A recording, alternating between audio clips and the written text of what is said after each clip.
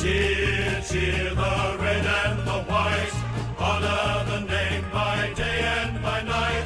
Lift that noble banner high, shake down the thunder. Hello and welcome to this week's edition of the Swans Bigfooty podcast. My name is Bonz, and joining me for the first part of the segment today will be Sophie. Hey guys. And Grimlock. Hi everyone. Now, we'll be going over a reserves report. So basically, this is a season review for the reserves. Grimlock, do you want to take us away? Right, so the reserves won the NEFL Eastern Conference this year. I think the first in a few years. Since 2008. Yeah, thanks for correcting me. And unfortunately, we fell short against Brisbane, but we were short a few men that day, so I don't think anyone really cared. But I think the main thing to take out of the reserves this year was how well the team played as a group. So even though there were times when injuries and suspensions hit and we were down to a few, like 10 or 11 listed players, we still managed to win more than our fair share of games, which was not the same a few years ago where we would have lost those games back then. Grimlock, do you believe that could have been possibly due to the influence that the Swans Academy players have been having? Oh yes, they're definitely a big part of it. Just having them train with the team, I think that's what they do. And they definitely contribute to the team. They're no longer just guys who make up the numbers. They actually are an integral part of the team. And that, along with the coaching of Jarrett Crouch, I think those are the two main things that have led to the success this year. Okay, so if I was just wondering, what players do you believe has really stood out for the reserves this year? For me, I give you my top three. I reckon Tim Membry up forward was brilliant. Even though he didn't play senior games this year, he was one of our most reliable forwards.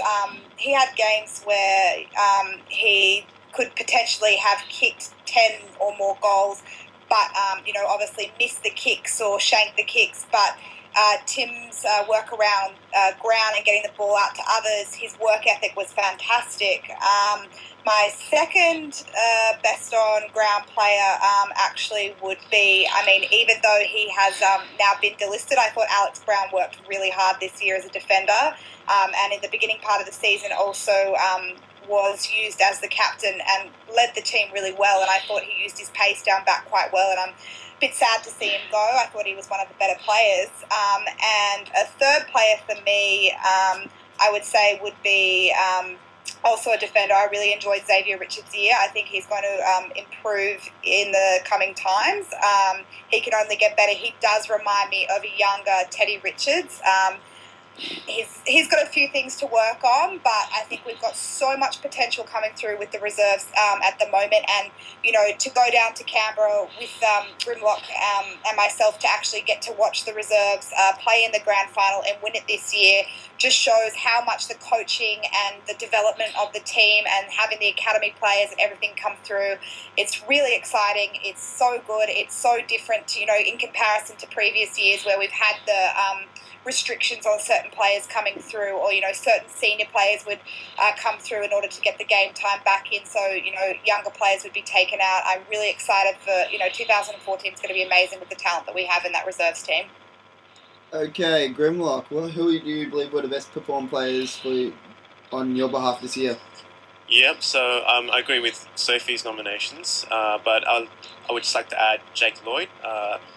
He played, I think, most of the games this year and was consistently among the best players in every game, which is an amazing effort because he played some different roles in different games depending on whether guys like Jed Lamb and Tom Mitchell were playing at the same time. So he played probably half the year as an inside midfielder and half the year as an outside midfielder, and he was equally as good in both roles. So probably a bit unlucky he didn't get a game, but that's because our midfield in the seniors was basically untouched in injuries for most of the year, so he might get a promotion. I'm not sure. It just depends on the numbers and what the club is going to do with those promotions. Okay, I've got a few questions for you for both of you in regards to some players' performances this year. I think that the board will generally want to know about. Yep. Okay, the first one was our number one pick from last year, Dean Towers. Can you give us a review of his performances? This is Eugene's hot topic. He's on and off with Dean Towers, so I'll let him answer this one. I was very disappointed in Towers because being a mature age recruit, I thought he would definitely be a chance of playing senior football, and especially after guys like Matner and Johnson went down, he was a good chance of filling in the defensive role. But really, his form never really warranted it, and he was that bad that they shifted him forward as playing as a key forward, partly because we're missing some players in that forward role, but also because that seems to be his best position in our team at the moment. But I don't think he's going to make it as a key forward, so I'm kind of torn about that because I don't really see the point of playing him there. Like he'll do well in the reserves there, but he's never going to make it in the seniors as a forward. Okay, the next player I'm curious about is Jordan. I'm going to keep number 23 Lockyer. I don't know. I don't watch Jordan closely. I think his second year is better than his first. I think did he suffer some sort of injury in his first year, or was he just quite missed quite a bit last year. He's done all right. I didn't think he would be here when they announced the delisments and stuff like that. I thought he would have been gone, but they obviously clearly see something. And I mean, he's bulked up and he's getting stronger, and he does play that sort of defensive role. I don't know. I don't really see Jordan going much further than being a reserves player, really.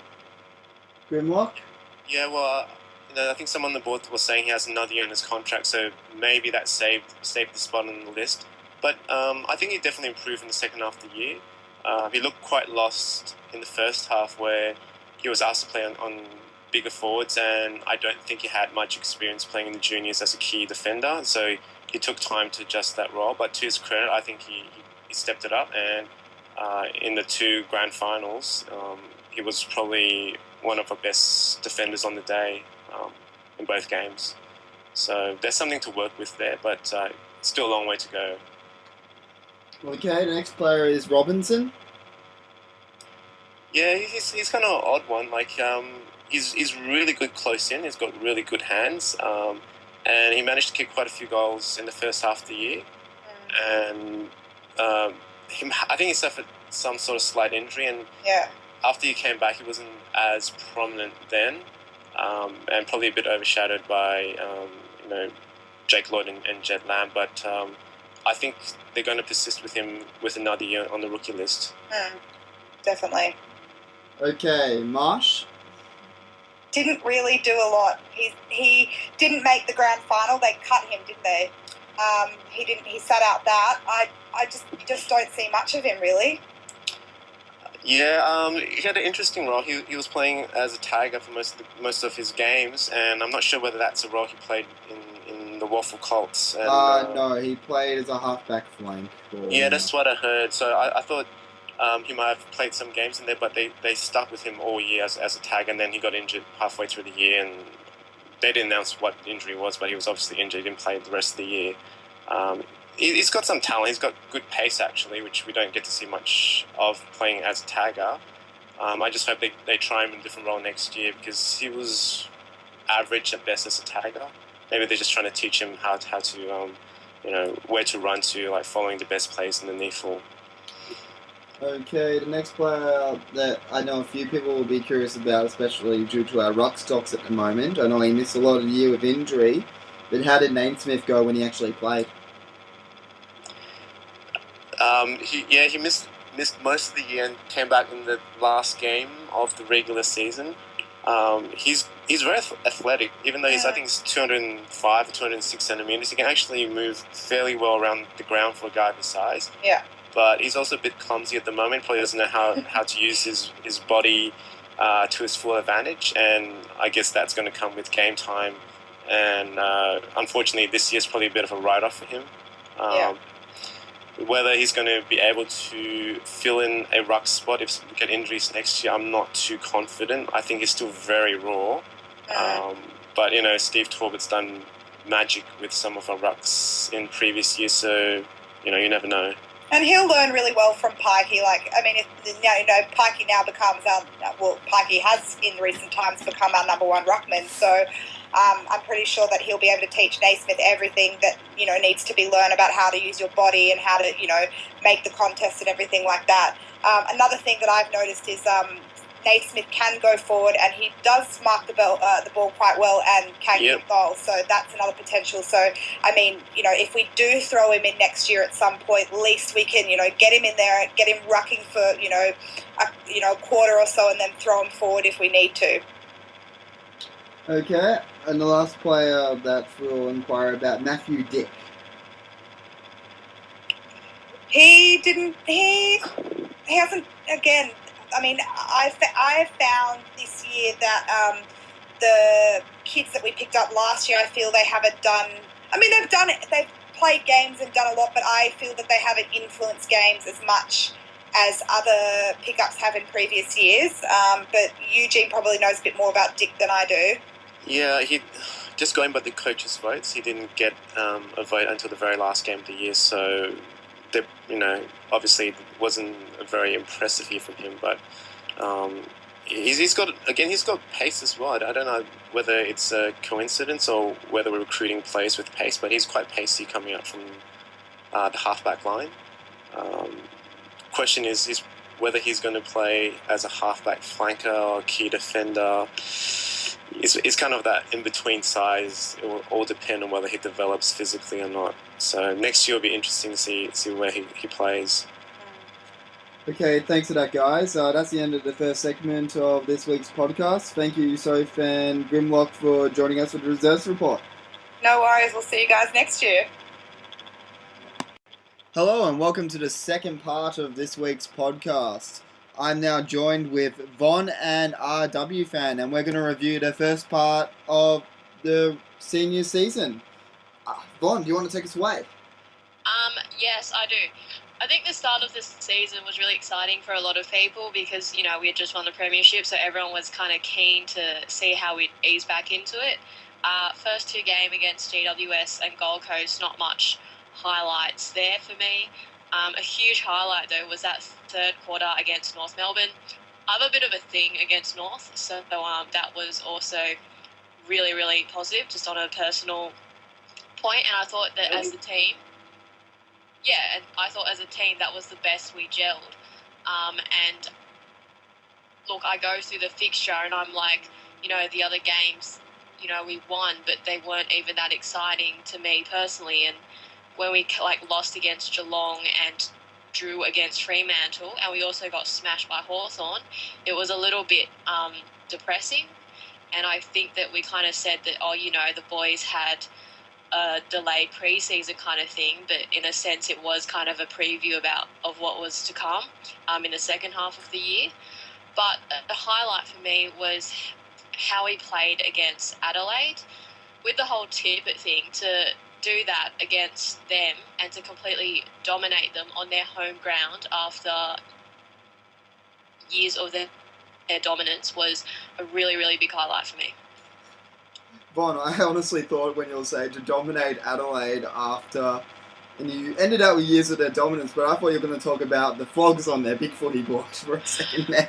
Well, I don't want to get infracted by the podcast, so I'm going to refrain. Well, we do have our resident mod here, Rwfan. What were your highlights? Yeah, no, I can't. I don't think I'll give out the card. I'll hold off the cards tonight. I won't infract anyone. Okay, Adelaide versus flogs. And I need to get okay, I'll let you have that one. Okay. Look, okay. Rwfan, what were your thoughts on the first part of the year? Well, we were really, really slow to start. I think Bonz already mentioned that we took a while to get going. I think we played in bursts a bit. I remember we had that third quarter against North and that first quarter against Geelong, but then we kind of were very patchy. But the highlight for me was the last 3 weeks. I think the last 3 weeks before the bye, where we beat Collingwood, Essendon, and Adelaide in successive rounds. That was probably as good a footy as I've seen us play in a fair while. I think just the way the midfield was combining was just the two-way running, the handballing. They just seemed to have this awareness of where each other was, and it was almost like the Swans at their best. And And probably better players, I would say McVeigh and Jack, the two co-captains, really led the way in that first half of the year. Pike was really the surprise factor because he really impressed with his contested marking. I think he was leading the contested marking in the league at that point. I'm not sure when. I think it was early on. I think he did drop away a little bit later on, but he really just had a flying start to the year. The low light was LRT going down against Geelong. Not only did that cost us the game, it turned that game, but it left a hole that we never really filled the rest of the year. Positive, we had some debuts. Rampy came in, he debuted in round 1, and Jed Lamb made his debut against Brisbane. Did pretty well. And even young Brandon Jack came in against the Crows, and I was a bit surprised about that. But he actually went on to play a few games for the rest of the year, which was really good effort from him. Okay, I'll give my highlights and lowlights, not just of the first part of the season. I do agree as a lowlight with RW fan. Now looking back on it, the real turning point of our season, I honestly believe, was LRT going down in the Geelong match. It was just really interesting just watching a replay of it recently that nearly all our players' heads dropped as soon as LRT went down. It allowed them to throw Taylor up forward instead of keeping him in defence, and it really turned that game on its head and was crucial towards where we ended out in the last part of the year, because we really couldn't cover for him accurately. LRT gives us so much versatility in both the forward line and in defence. Not to mention he can help pitch it in the ruck. He's one of the most crucial players to our lineup, and anyone who says otherwise is very wrong. Yeah, it's his all-round competitiveness too. Like, he just gives everything he's got every contest, and we saw that. I think even in the grand final, it was almost like that throwing his weight around kind of role. Yeah, but we really missed that. My personal highlight of the first half of the year would have been Adam Goods' performance against Collingwood, though. Showed everyone he's still got it. Tore Collingwood a new one, and it was the first game I'd ever actually been to between Sydney and Collingwood where Sydney had gotten away for win. So walking out of the MCG that night was amazing, and it's a real privilege. I think it's a privilege for all Swans fans or anyone who really follows AFL in general to say that we've watched Adam Goods during this peak. I know, he's an unbelievable player. I mean, I'm glad he's going on next year, so we get to see him again. I think he'll do better than a lot of people are thinking next year. Like, I think he's still got a bit left to give. So yeah, but no, I totally agree. I kind of don't like how that controversy happened. Like, I know it wasn't his fault or anything, but it really, there's so much emphasis put on what happened with him and that Collingwood supporter, and it just takes away from what a tremendous effort it was by him. Like, it wasn't just any round for him, it was Indigenous round, and that's something that's very close to his heart. And for him to know that and to perform and to go that extra mile was, I think, at his age and for a player of his calibre, it's amazing that he can still turn games on their head. You know, like, he's 30, 32, 33. It's just unbelievable. We're so lucky to have him. Yeah, it was the best performance by any individual player all year, and I believe that includes Jared McVeigh's 40 possession performance in the semi-final against Carlton. I think I might have to go watch a replay of that game in the off-season. Been a while since I've seen it. Yeah, trust me, any Swans fans listening to this podcast, go onto the AFL website, wait till it comes up on Fox Footy, record the round 9 match against Collingwood, and whenever you're feeling a little bit doubtful about our team or even just a slight bit depressed, watch it and it'll bring a smile to your face. It's a fantastic performance. Yeah, and a shout out to the Indigenous boys who are heading over to Ireland for the international rules. From our guys, I think Goods, Jeddah, and Armstrong, actually. You're forgetting the biggest name of all. It's just, he's a Swan now, but yeah. But it was one of the other lowlights that I did think I want to discuss with everyone was the Fremantle match. I don't know if that's for me, that was neither a highlight or a lowlight. It was a weird game because it's just sort of we were in a winning position, but we were never I never really felt that safe because it was just such a hard. I think that was the game Fremantle showed that they were they were the real deal. They could actually match it with us on our home turf, and I don't know, it was a strange feeling. It was the first time I'd never seen a draw live, and when the siren went, I just didn't know how to react because it's just a very, very strange feeling. I do agree with you, RW fan, to some degree in that, it didn't really feel like we were in control, but I think it was, I was at the game, I don't really have the clock with me, but I think we were up by 27 with like 10 minutes to go, and I just, that's really disappointing, and that, I honestly think that draw kind of affected our season, because if we had that, I just feel like it would be such a mental edge over Fremantle. And even though the runners up, I still don't rate them. I've never rated them. So I just think that was a game we should not have dropped. So that was definitely a low light for me as well. I disagree, because look at what happened the 3 weeks after that. We played probably our best footy for the year after that game. So I don't think it affected our season that much. So I mean, in terms of ladder position. Yeah. Oh, it's hard. Yeah, it's a hard one. I guess, but yeah. I think we're still underrating 3. I mean, I think they were a really good side this year.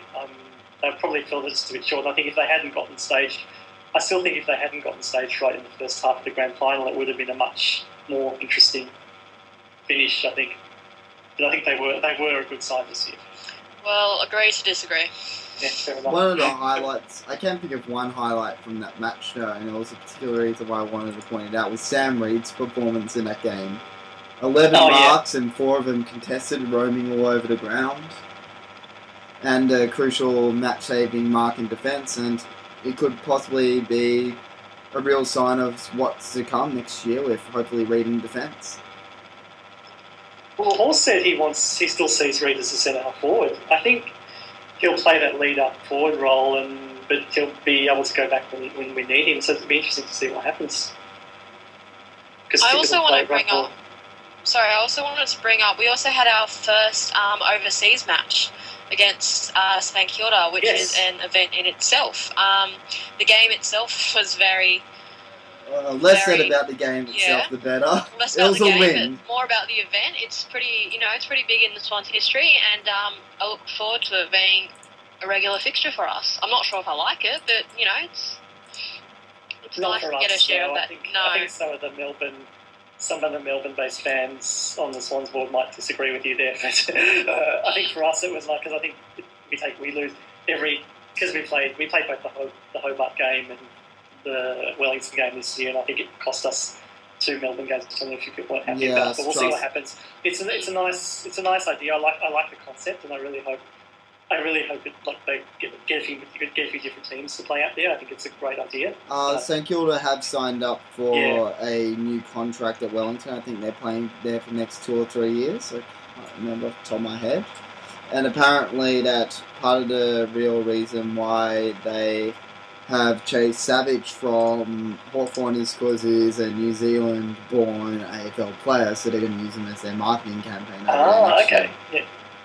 Now, in regards to being a Melbourne supporter and having games taken away from here for Hobart and Wellington, it felt like a bit of a slap to our faces from the AFL. Like, the Swans, we request 6 games in Melbourne, not including Geelong, every year. We got 5 including Geelong. Oh, 6 including Geelong if you include the final against Hawthorn. It isn't fair on the old South Melbourne fans, and I could rant on about this for 10-15 minutes, so we'll have to cut it short there. Yeah. It was an interesting match. It was interesting to see him play overseas, and I guess it was nice to see the Swans play on Anzac Day as well, I guess. Anyways, any final thoughts on the first part of the year from you two?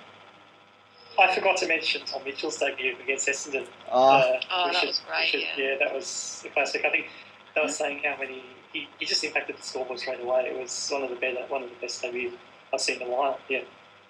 Yeah, he didn't get a Brownlow vote for that match, but he really deserved one. Yeah. Are you sure he didn't get a Brownlow? He got Brownlow votes of 2 other games. It was the It was his second match. He got a Brownlow vote in the Adelaide match, and he got a Brownlow vote in... I forget what the other one was actually now, but he didn't get one against Essendon, which surprised me. One sec, I might be able to check this. I think it might have been Adelaide or Carlton. It was one of those two other matches where he got a Brownlow vote in, but yeah, it was a good performance by him actually, so thanks for pointing that out. Tom Mitchell's debut, it was good to be there for it. Okay, that'll be the end of the second part of this week's podcast. Coming up next will be the review of the second half of the season. Thanks. Goods comes again, back to McGlynn. He's kicked 2 in this term. Don't tell me from there. That's a brilliant goal. Sydney have kicked 10 for the quarter. Smith being challenged by Jesse White. Jesse tries to make the footy his own. Breaks away from Smith. Digs deep just to get boot to ball. And that breaks the heart of the Crows. What a goal from White. Forward again. At the back, Tom Mitchell. What a debut! What a debut for the son of a Sydney gun. Parker, Bolton wants it in return, but Parker goes his own way and turned around and put through another stellar goal for the Swans. Getting it to Mitchell, crowd willing this one back. That's through for another terrific goal. Oh, Kieran Jack just burrowing through and putting it through. What an amazing bit of play again. Lamb, we saw him last week. It was terrific over in Perth to the top of the square. No O'Keefe, but yes, tip it. Mumford with the tackle. Did he get rid of it? Well done, Big Mummy. Got the handball to Bird. Sydney can score here. 10 seconds they've got. White did well, kept his feet. Handball, 4 seconds. Got a kick at Jude, and he does. What about that? Right on the siren. Jude looses Parker again. Looking for goal number 3. Gathers, what does he do? Took him on. Got around Yaron and kicks an absolute special. Here's Jeddah. Can he turn Yaron around? Keeps it alive. Can he run onto this? The right foot banana along the ground. Gives Jack a chance for another. Hi and welcome to the third part of this week's podcast. I'm now joined by Punts and Rwfan. Hello. We're going to now go over the second part of the season. So this is from just after the bye till before the finals. Punts, you want to take us away? Yeah, mate, we'll start with the Adelaide game where that was probably almost the best performance of the year. That game and the Collingwood game, I think. But I think the Adelaide game was the best performance of the year. The way we controlled the game, pretty much from the second start of the second quarter onwards, we pretty much controlled that whole game, and it got pretty ugly in the end for Adelaide. But that was, I think, our best game for the year. Just everyone, even Jesse White, everyone played well that game. I think. The midfield absolutely dominated. Punts, one sec. After game was before the bye. Oh, was it? Yeah, the Port Adelaide game was the first one after. Oh, no, not the Port Adelaide game. Oh. Right, we're going to talk about the Port Adelaide game. Positives out of the Port Adelaide game. Tippett's first Tippett's possession. first mark. The rest of the positives... Oh, geez, what to take out a positive out of that game? Because it was pretty negative. It didn't look like anybody... Oh, Kieran Jack was very good that day. Adam Goods doing his knee was pretty disappointing game for him. Geez, I can't think of many positives to come out of that game, but there was a lot of... I think everyone just didn't look like they turned up. It was a wet, shit game, heavy underfoot. It just didn't... just from start to finish, it never looked like we were... we got back in at some stages, and then some stages, they got back again, and then just from pretty much the end of the first quarter, 2, 3 and 4, Port Adelaide they wanted it more. They just tackled, we fumbled, Grundy fumbled, Malcheski fumbled, we just couldn't even take a chest mark. It was pretty poor performance by Sydney that day. Bit of a question for you guys. We all know how brilliant our midfield can be when they're on. Like they're almost unstoppable. But the Port Adelaide game, I think, showed that we can get outworked. And do you think we can be found out, or was it just a one-off, or do you think that we can be beaten? I honestly believe we get beaten in the midfield when we're either not at we're either not at full fitness or we are not going at 100% effort. The games where we really struggled this year, us against Collingwood in round 20, was when our midfield didn't put their heads over the ball, the gut running wasn't there, and we just decided to kick long to tip it. But there are some highlights coming from the second half of the year. Now you think about it, like the match against Carlton and Tippett's performance there in the wet, that was one of our... I felt that was a very underrated performance by us. Yeah, I was at that game. That was a good game. Tippett did play very well that game. Even when he went into the ruck, he pushed back and forward and played a good game. That game, I think Craig Bird was the standout that game by a mile. That was definitely his best game for the season. I thought Malcheski also played well that game. That was a good game. It was wet, obviously, absolutely pissing down that night. But yeah, that was a good game. And also the Richmond game, which was right up there with our best performances of the year, as they were really in form coming into that match. Yeah, I think that was the game Jesse White kicked 4. I think it was. He was really on fire that night. Yeah, I think the Eagles win over as well the week earlier. Even though the Eagles weren't that good this year, but I think it was just another example of just the gut running and the work rate of the midfield. I think Hannah's was just everywhere that day. So it's just an example of what happens, what we can do when we do play well. Even the Doggies win. I thought the Doggies game in Melbourne, we sort of struggled to shake them off, and we seemed to struggle after that. I remember Joey Kennedy said that they really hit them hard that game, and there was a few sore bodies after that one. I just don't know whether they picked up a few injuries maybe in that game that we didn't know about that could have contributed to the drop off in form last month. Yeah, I did go to that game as well, and there was no way it was two-way running that game. We sort of, as you said, it's a bit different when you watch it on telly to watch it in real life, and it just looked like they were sore. Like Josh Kennedy got knocked over a few times and took him a while to get up. From that game on, that's when I thought they looked like they were starting to, the wear and tear was, sort of getting to them, I think. Yeah, I think it was even the following week was it Vickery who bumped Malcheski, and he seemed to be a bit sore after that. It was Vickery on Malcheski near the boundary line. Yeah. Ever since then, he didn't look like he was willing to take a mark over his head after the Richmond game. He didn't want to put his sort of his shoulder on the line. He looked like he got a few. Yeah, it looked like he did get a bad knock that game, and he wasn't even supposed to play against the Doggies the week after. He was sort of touch and go. So I don't know if he might have been injured for the rest of the year, but he didn't look right after the Richmond game.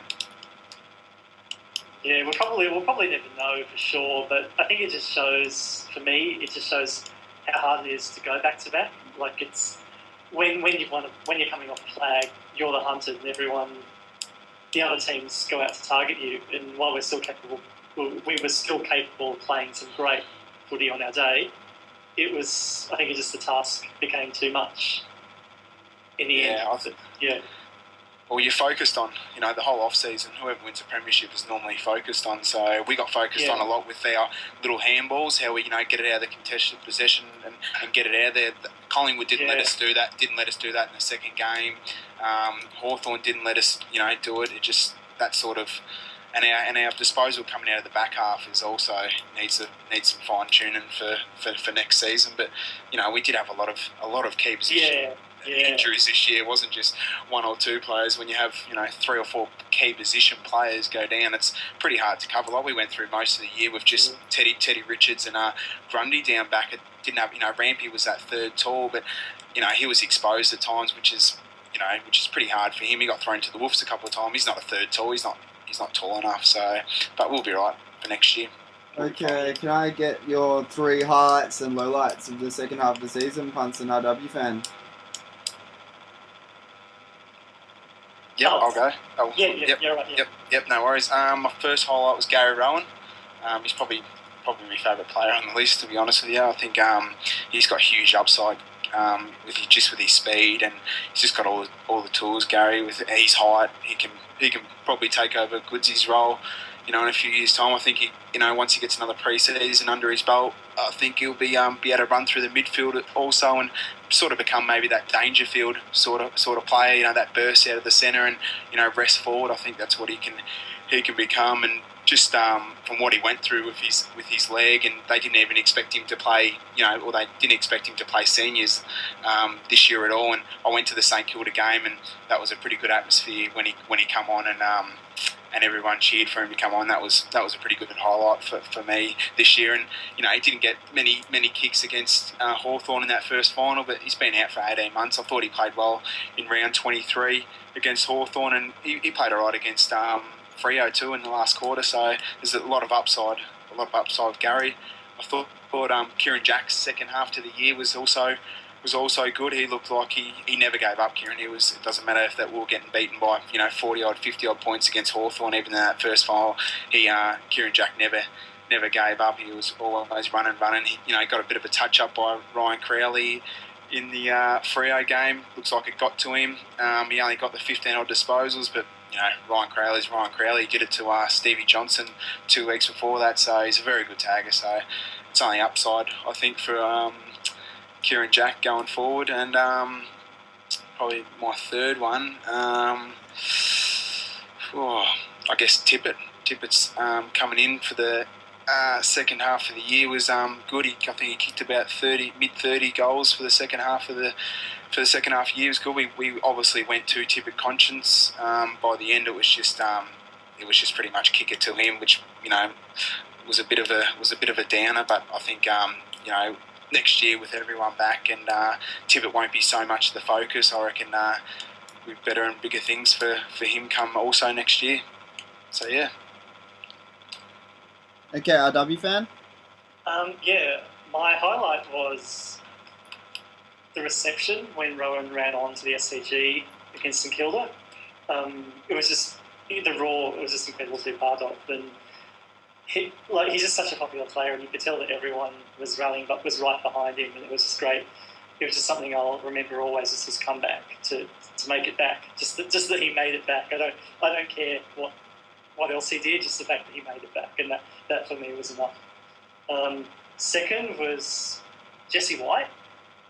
He's probably been I kind of have had a bit of a soft spot for him for a while. It was good to see him show some of what he can do and start to impose himself physically on games and against good, decent sides as well. And the last one, bit of a left field one, was Rampy actually putting in his nomination for Golden Fist contender, because he had some great spoils, and that was probably my three in the second half. I think there was one game, I think it was the St Kilda game, where there was some highlights put up on the Swans website with some of his spoils, and some of them were just fantastic. He's really come a long way. Okay, and lowlights? Lowlights. Tom Mitchell in the final. That was a pretty low light to go down in his first. He's already had interruptions through his pre-season with injury, and to go down in that final against Carlton was pretty shuddering. I know he's had his operation now, and they said he should be right for pre-season, but still was pretty shuddering for him to get another injury. So yeah, for that one. Number two was probably injury again. I guess Adam Goods to go down against Port Adelaide was also a shame when they said it was only supposed to be 1 week and it turned out to be a season-ending injury. That's a shame because Adam Goods is Adam Goods. He's a champion player, and you always want your champions out there. So, and the third one. Low light was the Hawthorn game overall. In the first final, I thought after the second half we didn't look like a final to be honest with you. Even I remember reading an article with that Bruce coming out saying he didn't even think that it was a final, which is pretty shattering considering normally Sydney play. Well, they're known for playing a final every week, even if it's a pre-season game, anything like that. So to come out and hear stuff like that it didn't feel like a final from another player on the opposition was pretty pretty crappy to hear something like that. But yeah, that's my 3 lowlights. Okay, RW fan? Lowlights. My lowlight was the Geelong game, the one down at Steel, at Simmons. They just completely owned us that day, and I know you guys had a bit of a rant about that one earlier in the year, which there's still steam coming out of my microphone from that, but my headphones from that, so I won't talk about that. But Shaw doing his ACL, which was just shattering. To put in all that effort to make it back from that injury he had, which kept him out most of the year, but to do his ACL like that was just shattered for him. Especially, this has been such a positive presence around the club, and he's been he's been like a little cheerleader, helping out the injured guys and just being such a great person to have, and to do that was really devastating for him. Second low light was probably Reid. The fact that Reid re-injured his quad, I think, so soon after making it back against the D's, and we never got to see Reid and Tippett, which a lot of us are really looking forward to. So we might have to wait a few months. We have to wait 6 months before we can see Reid and Tippett play together. Another one, I think that's something too. Well, that's right, probably covered. I think that was really the main ones. Fair enough. I'll just go with one highlight and one low light personally. I think the highlight of the second season was Tippett's transition into the side. He did miss a lot of football, but he came back and made a pretty positive impact and showed he had pretty good skills beneath his legs against Carlton. So pretty hard to go against Tippett as the highlight of the second part of the year for myself. Low light would have been possibly just watching our players slowly fall apart with injuries and sore bodies. It was getting quite painful to watch at some points, and I don't know, in some ways it was almost as if our premiership defence was over before it began, which is always hard to look on at. But anyways, that will be the end of the third part of this week's podcast. Thank you, Punts and RW fan, for coming on. Not a problem. Sorry I buggered up at the start. I thought for some reason I had the Adelaide game in my head. But no, not a problem. No, that's all right. It's good to hear your views on it. Okay, and thanks, RW fan. No worries. Okay, thanks, guys, and we'll be joining you next for a review of our finals matches. Thanks. Hi, and welcome back for the last part of this week's podcast. We're going to be going over a review of this week's finals matches. I'm joined by Vonn. Hey, guys. And Grimlock. Hi again. Okay, Grim, do you want to take us away? Yes, okay, so the finals, from a personal point of view, was very disappointing for me. I always feel that when you get to a prelim final, you're always in with a chance of winning the flag. And for us to bow in that fashion against Freo, I think it's kind of washed over because everyone was praising Freo, and so they should. They had a great game, but some of our performances that night was very disappointing for me. I'm not sure how you guys feel about that. The Fremantle match for me was a little bit different. It really felt as if no matter how hard we tried, we couldn't really get anywhere, and I think it was due to the injury list we had really accumulated at that point of the year. I mean, you take away the equivalent of Goods, Tippett, Shaw, Lewis Roberts-Thompson, Reid, and all these great players, Matner, Johnson. You take away the equivalent of all these great players out of any of the other final sides, and they would have fallen to pieces. I think it was almost to be expected at the end. Usually I'm pretty positive about most things Sydney related, but going into that prelim final, I was just looking at the team list and thinking, how the hell can we win this match? Yeah, I agree with that to a point. But the thing is, our midfield was still pretty much intact. I know guys like Hanbury were carrying injuries into the game, but I think we were well beaten that night. And also in the Hawthorn final, we weren't anywhere near our best. And if you compare those two games against what we've done earlier in the year, against like West Coast and Adelaide, it's like chalk and cheese. So it's disappointing because you know how well we can play, and it's just, yeah, it wasn't the Swans team that I've come to know and love. I have to agree with Bonz though, in that Well, I do partially agree with what you're saying about like the lack of effort. I didn't think so much it was the lack of effort as it was just Fremantle's pressure. I've never seen a team put on so much pressure, and I've never seen us fumble so much. And I think part of the reason why we were as average as we were was just because I think we were talking about this a lot earlier in the year, that when it comes to finals, it's your bottom 6 players that are really going to expose you. And, you know, I think McVeigh and Kennedy and all of them had a good game, but it was just some of the other depth players that we needed to stand up. Aside from Jesse White, no one else really like stood out to me, and I think that's fair enough because we had like 4 people playing their first final series or something, so it was to be expected in a sense, but I definitely do believe that the outcome would have been a lot closer. I don't know if it would be different, but it would be a lot closer if we had close to a full list to choose from. Well, if you look at that Fremantle final, we had the following players involved in their first final series: Cunningham, Biggs, Rampy. I think it was Everett's first set of finals. I'm not 100% sure on that. I don't remember Rowan in a lot of finals. I know he'd played 1, maybe 2 before, but he isn't exactly finals experienced. And you've got to look at even... It was hard to watch. You can't take out that many great players from a team and expect them to go at full throttle. I mean, how much more confident would our team have been if they'd seen the likes of Adam Goods lining up next to him? And we have to remember that Fremantle had a full list to choose from.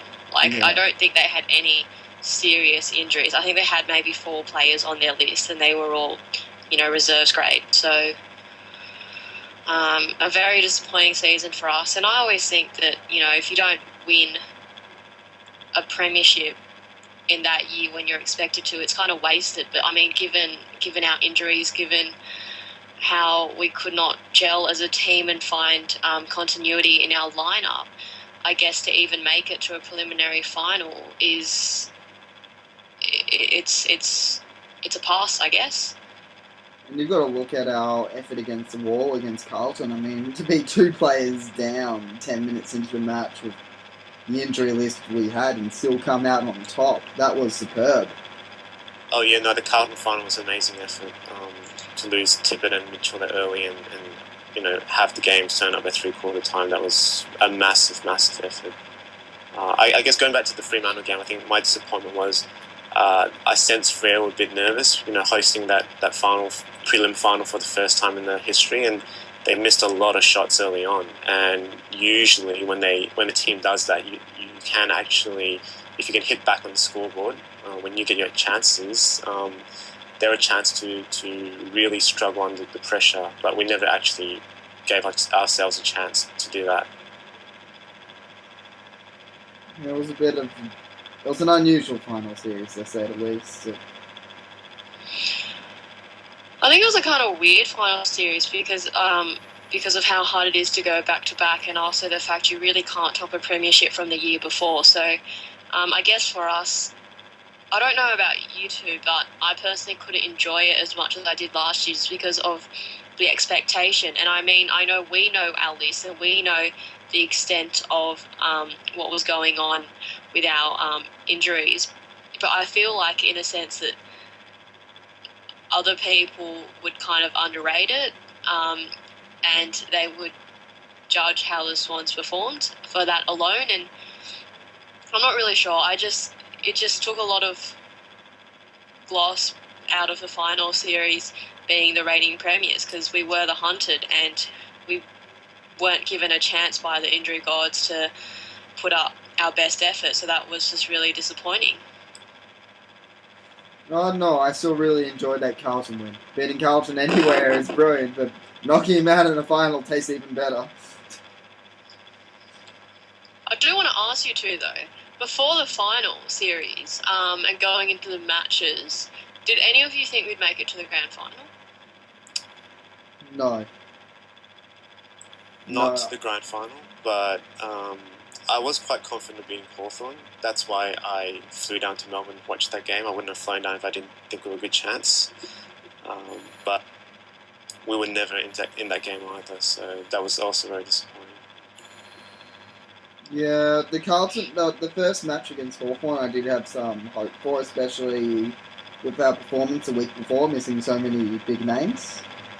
I thought we actually stood a little bit of a chance there, but watching the game with Grimlock, it wasn't fun.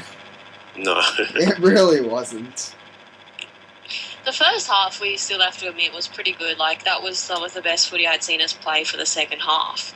And I just feel like we didn't have the fitness to run that through. But it was, like, we can't just write it off as a really awful game. Like, we do have to remember, I think the first half, they showed a lot of effort and a lot of heart. And, you know, you have to take a lot of pride out of that as a supporter. But I do agree that second half was just... Should have taken some peptides or something at halftime. Taking a little bit of a leaf out of Essendon's book. But look, looking onto it, if we get those players back, it would have been a different final series. And with the likes of Franklin added into our team next year, and these kids like Brandy having another year under their belts, and hopefully Johnson being back, gives us a lot to be excited about. That's all I'm going to say. I'm really looking forward to next season. Actually, it's going to be a totally different team next year, which is going to be exciting. If I had to sum up the final series that had just gone by, it would probably be we exceeded expectations, but it's going to be one of those years that was like, what if we had our best players on the park? Like, I honestly think we could have gone back to back, but that's life. Yeah, that's the ultimate way to really describe this year. 2 words: what if? I can't argue with it. One great summary. Grim, your final thoughts on this season? As I was saying before, it's a wasted opportunity. Mainly even if it's due to injuries, and that's beyond our control. It's when you have a chance to win the premiership, that doesn't come along very often. So it is a little disappointing for me. Fair enough. Okay, everyone, thanks for listening to this week's podcast. My name is Bonz, obviously, and I've been joined by Vonn. Have a great off-season, guys. Grimlock. See you on the boards. And thanks to Punts, Rwfan, and Soph for joining us tonight. We'll be having a few more podcasts to finish off the year, including a draft preview and review, and a review of our trade period and free agency period. Thank you and good night.